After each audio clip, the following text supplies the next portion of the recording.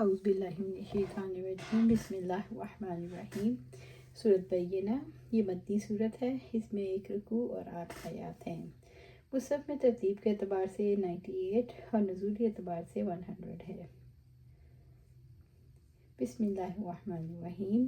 لم یکن الذین کفروا من اہل الکتاب، اہل کتاب میں سے جن لوگوں نے کفر کیا، یعنی یہود و نصارہ میں سے جن لوگوں نے کفر کیا، والمشرکین اور مشرکین میں سے یعنی عرب کے مشرک اور دنیا کے ہر طرح کے لوگ، منفکین وہ باز آنے والے نہ تھے، یعنی سب لوگ اپنے کفر اور گمراہی سے باز آنے والے نہ تھے، یعنی گمراہی میں بھٹکتے رہیں گے، ان کا کفر بڑھتا ہی رہے گا۔ اہل کتاب یہود و نصارہ ہوئے، اور مشرکین وہ قومیں جو بت پرستی آتش پرستی میں مبتلا تھیں، اور کوئی کتاب سماوی ان کے ہاتھ میں نہ تھی، حتیٰ تأتیہم البینہ، یہاں تک کہ ان کے پاس واضح دلیل آئی، یعنی محمد صلی اللہ علیہ وسلم اور قرآن کریم۔ آیت 2، رسول من اللہ یتلو صحف مطہرہ، رسول من اللہ، اللہ کی جانب سے ایک رسول۔ اللہ نے بینہ کی وضاحت کرتے ہوئے فرمایا اللہ نے اس کو مبعوث کیا، صلی اللہ علیہ وسلم کو۔ نبی صلی اللہ علیہ وسلم کی بعثت سے پہلے سب دین والے بگڑ چکے تھے اور ہر ایک غلطی پر مغرور تھا۔ یتلو صحف مطہرہ، جو پاک صحیفے پڑھ کر سنائے، یعنی وہ قرآن پاک آپ کو پڑھ کر سناتے ہیں جو پاکیزہ ہے، اوراق میں لکھا ہوا فرشتوں کے پاس موجود ہے۔ یہ کلام باطل کی پہنچ سے دور ہے۔ صحف مطہرہ کے 2 مطلب ہیں اور دونوں ہی درست ہیں۔ ایک جو قرآن وہ پیش کرتا ہے ہر طرح کی تحریف، اضافی یا ترمیم اور ہدف سے پاک ہے، نیز وہ ہر قسم کی انسانی تصرف سے پاک ہے، یا جبکہ اہل کتاب کی کتابوں میں تحریف موجود ہے، انسانوں کے اضافے بھی اور حذف بھی، یعنی کہ اس میں اضافہ بھی کیا اور ڈیلیٹ بھی کیا ہے۔ دوسرا مطلب، قرآن حکیم کی تعلیم نہایت پاکیزہ ہے، جو کسی نبی کی سیرت اور کردار کو اقدار نہیں بناتا، جبکہ اہل کتاب نے بعض انبیاء کی سیرت پر گھناؤنے الزام لگائے، انہیں اس سے پاک کرتا ہے۔ اس سے مراد پاک صحیفوں سے مراد قرآن مجید ہے، جو لوح محفوظ میں پاک صحیفوں پر لکھا ہوا ہے۔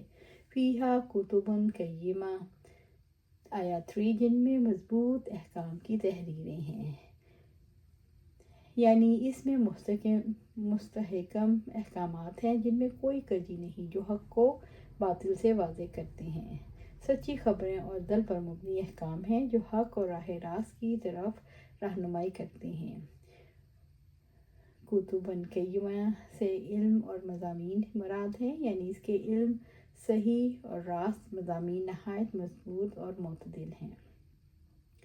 وما تفرق الذین اوتوا الکتاب الا من بعد ما جاءتهم البینہ، آیت 4، وما تفرق الذین اوتوا الکتاب، اور جن لوگوں کو کتاب دی گئی جو جدا نہیں ہوئے، یعنی اہل کتاب کے وہاں محمد صلی اللہ علیہ وسلم جیسا پیغمبر اور قرآن جیسی روشن کتاب آئی، پھر بھی وہ تفرقے بازی میں کا شکار ہو گئے، ان میں سے تھوڑے لوگ ایمان لائے اور باقی کافر ہی رہے۔ الا من بعد ما جاءتهم البینہ، مگر اس کے بعد کہ ان کے پاس واضح دلیل آئی، یعنی جو اپنے ماننے والوں کے لیے اجتماع اور اتفاق کی موجب ہے، مگر ان کے بگاڑ اور ان کی خساست کی بنا پر ہدایت نے ان کی گمراہی میں اور بصیرت نے ان کے اندھے پر میں اضافے کے سوا کچھ نہیں کیا، حالانکہ تمام کتابیں ایک ہی اصل اور ایک ہی دین پر لے کر آتی ہیں۔ اہل کتاب نبی صلی اللہ علیہ وسلم کے آنے سے پہلے ایک تھے، آپ صلی اللہ علیہ وسلم کی بعثت کی وجہ سے ان کے درمیان اختلاف ہو گیا، ان میں سے کچھ لوگ ایمان لائے اور لیکن ان کے اکثر لوگ محروم رہے۔ اہل کتاب کو اس کے سوا کوئی حکم نہیں دیا گیا کہ اپنے دین کو اللہ تعالیٰ کے لیے خالص کرتے ہوئے اس کی عبادت کریں، نماز قائم کریں اور زکوٰۃ دیں۔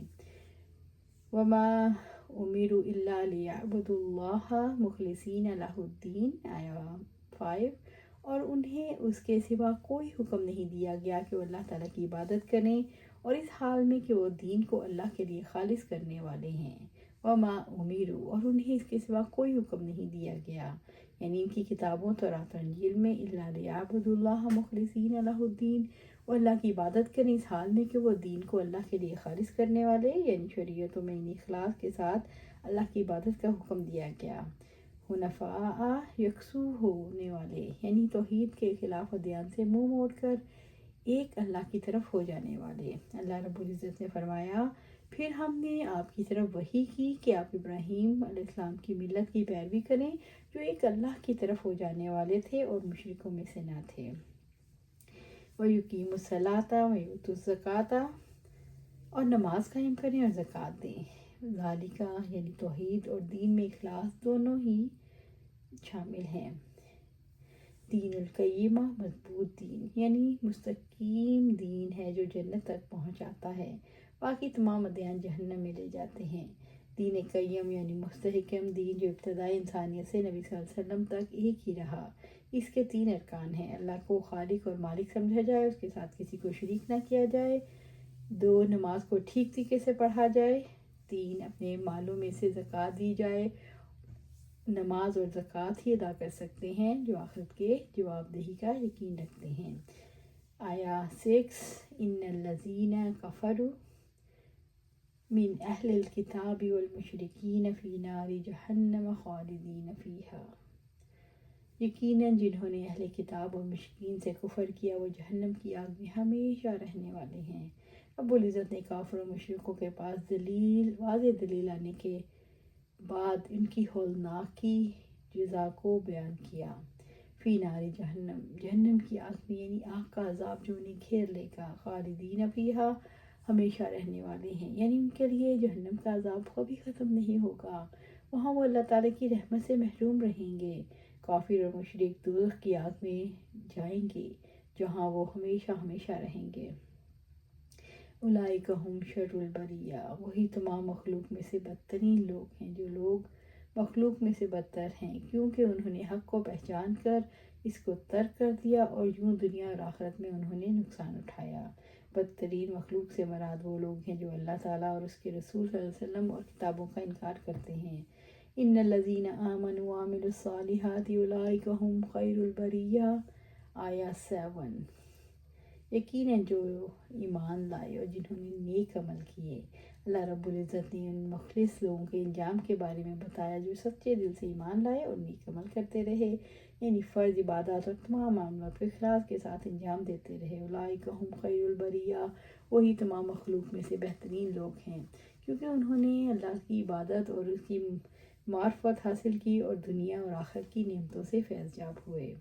اس سے مراد بہترین لوگوں سے مراد ایمان لائے اور جنہوں نے نیک عمل کیے، یعنی جن کے دل بھی جھک گئے اور مان بھی گئے اور ذات بھی نیک عمل کرنے میں مصروف ہو گئے، وہ بہترین اور افضل مخلوق ہیں۔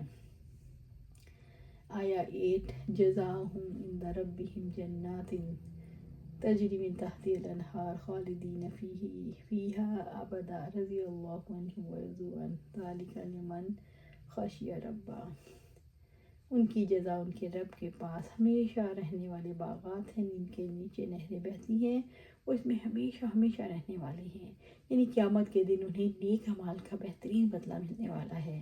سدا بہار باغات جہاں سے کبھی نہیں نکالا جائے گا، جن میں خوبصورت نہریں جاری ہیں، انہیں جنت سے اوپر کسی چیز کی طلب نہیں رہے گی۔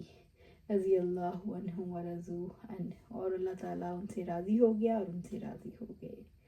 سبحان اللہ، لمن خشی ربہ، اور اس کے لیے جو اپنے رب سے ڈر گیا۔ ذالک، یہ جزا ہے، ذالک لمن خشی ربہ، یہ اس شخص کے لیے ہے جو اپنے رب سے ڈر گیا۔